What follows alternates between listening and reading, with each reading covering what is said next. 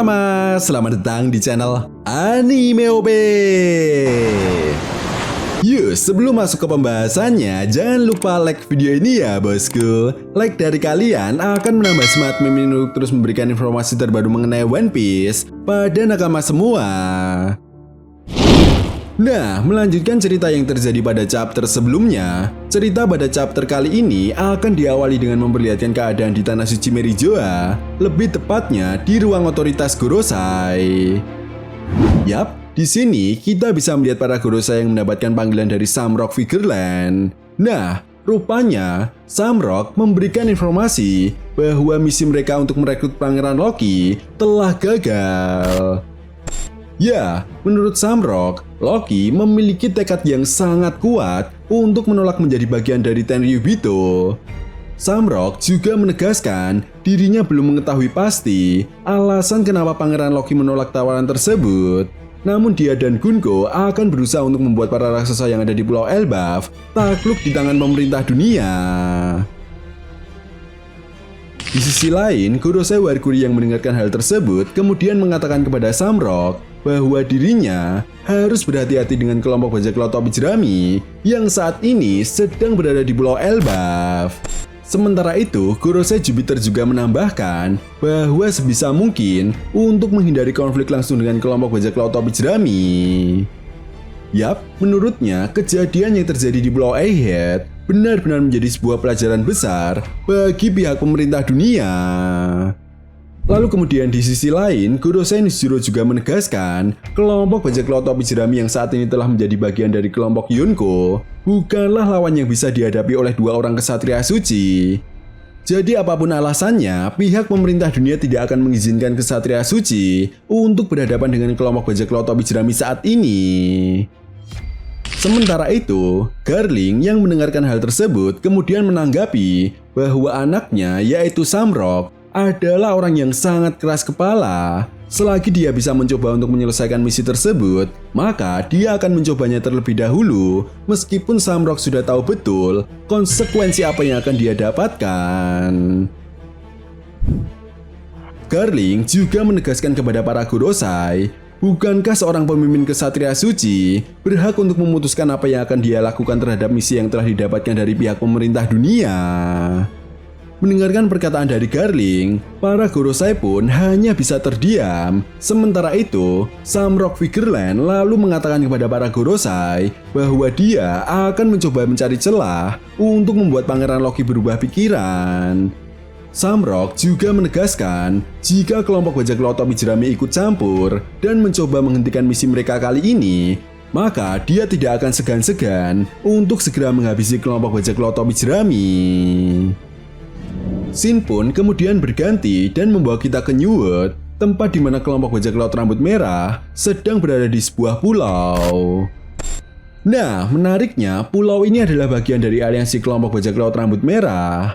Yap, seperti yang kita tahu ya bosku, kelompok bajak laut rambut merah juga memiliki aliansi yang besar, seperti halnya kelompok bajak laut topi jerami. Bahkan dalam sebuah SBS, jumlah aliansi kelompok bajak laut rambut merah lebih unggul jika dibandingkan dengan kelompok bajak laut topi jerami. Itu sebabnya hal inilah yang menjadi alasan kenapa Seng dan kelompok bajak lautnya selalu bersinggah ke suatu pulau, karena mereka ingin mengunjungi tempat yang bisa dibilang menjadi wilayah teritorial mereka. Nah, di momen ini rupanya sosok yang ditemui oleh Seng adalah salah satu pemimpin dari organisasi yang selalu memberikan informasi terbaru kepada kelompok bajak laut rambut merah. Yap, rupanya organisasi ini memang ahli dalam mencari informasi dan memiliki banyak sekali koneksi di dunia bawah, sehingga mereka pun menjadi salah satu aliansi yang sangat diandalkan oleh kelompok bajak laut rambut merah. Nah, di momen ini sambil menikmati minuman sake, sang pemimpin organisasi tersebut kemudian mengatakan kepada Seng bahwa para anak buahnya telah berhasil mengumpulkan informasi tentang pergerakan dari kelompok bajak laut Kurohige dan juga sosok yang Seng cari selama ini. Pertama, informasi yang dia dapatkan tentang kelompok bajak laut Kurohige bahwa ada salah satu anggota kelompok bajak laut Kurohige yang terlihat sedang mengawasi pergerakan dari organisasi Revolutionary Army. yang saat ini sedang melakukan misi mereka untuk menghancurkan kapal-kapal pembawa logistik makanan yang akan diberikan kepada kaum naga langit atau Tenryubito. Namun sayangnya dia belum mengetahui secara detail apa yang menjadi tujuan utama dari kelompok bajak laut Kurohige untuk mengawasi pergerakan dari organisasi Revolutionary Army. Lalu informasi yang kedua tentang sosok yang Seng cari selama ini, yaitu sosok pria dengan bekas luka bakar. Yap, sudah jelas ya bosku. Alasan kenapa Seng mencari pria tersebut karena kelompok bajak laut rambut merah benar-benar sudah serius untuk mendapatkan harta karun One Piece. Itu sebabnya pria dengan bekas luka bakar yang menjadi kunci penting untuk mengetahui di manakah lokasi Road Poneglyph terakhir berada, jelas membuat kelompok bajak laut rambut merah segera ingin mendapatkannya.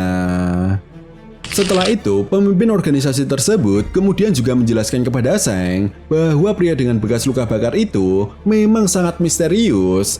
Tetapi ada salah satu anak buahnya yang telah berhasil mendapatkan sebuah petunjuk yang akan membantu Seng. Nah, lebih tepatnya di momen ini, Seng pun lalu diberikan beberapa lembar kertas yang berisi detail informasi penting tentang pria dengan bekas luka bakar.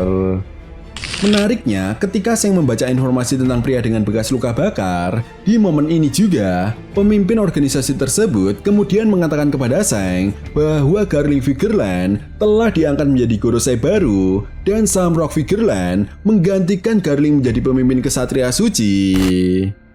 Jelas mendengar nama Samrock, Seng pun sangat terkejut dan tidak menyangka jika Samrock akan mendapatkan jabatan yang sangat penting di pemerintah dunia.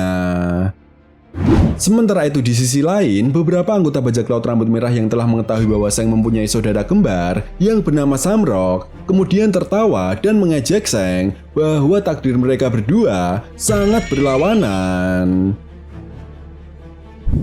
Bahkan Ben Beckman mengatakan jika Seng memiliki keluarga yang aneh, di mana ayahnya adalah seorang Gorosei, lalu saudaranya adalah pemimpin kesatria suci, dan Seng justru menjadi seorang bajak laut. Seng pun lalu menjawab sambil tersenyum bahwa dirinya telah menentukan tekadnya untuk menjadi seorang bajak laut. Nah, menariknya di momen ini, Seng justru terlihat khawatir dengan diangkatnya Samrock menjadi pemimpin kesatria suci. Ya, menurut Seng, setelah insiden yang diakibatkan oleh kelompok bajak laut topi jerami di Pulau Egghead, bisa saja kesatria suci akan membuat masalah dengan kelompok bajak laut topi jerami.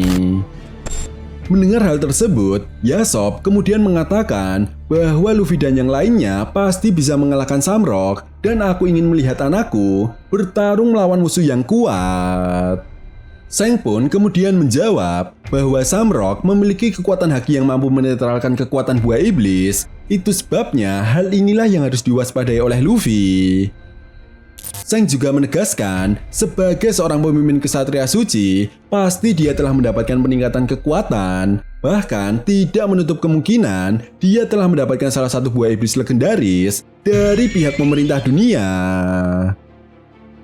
Mendengarkan hal tersebut, Ben Beckman kemudian mengatakan, lalu apa yang akan kau lakukan saat ini? Chapter pun kemudian ditutup dengan memperlihatkan Seng yang mengatakan kita akan kembali ke Elbaf dan bertemu dengan kelompok bajak laut topi jerami. Sementara itu, kelompok bajak laut rambut merah pun tampak bersorak-sorai. Bahkan, Yasop, Lakiro, dan Ben Beckman tampak tersenyum dan tidak sabar lagi untuk bertemu dengan Luffy dan melihat anak Yasop, yaitu Usopp. Itu tadi merupakan analisa apa yang akan terjadi pada manga One Piece chapter 1138. Jika kalian punya pendapat lain atau teori tentang pembahasan kali ini, silakan tuliskan pendapat kalian di kolom komentar ya bosku. Oke, sampai di sini dulu pembahasan kita kali ini and see you next time.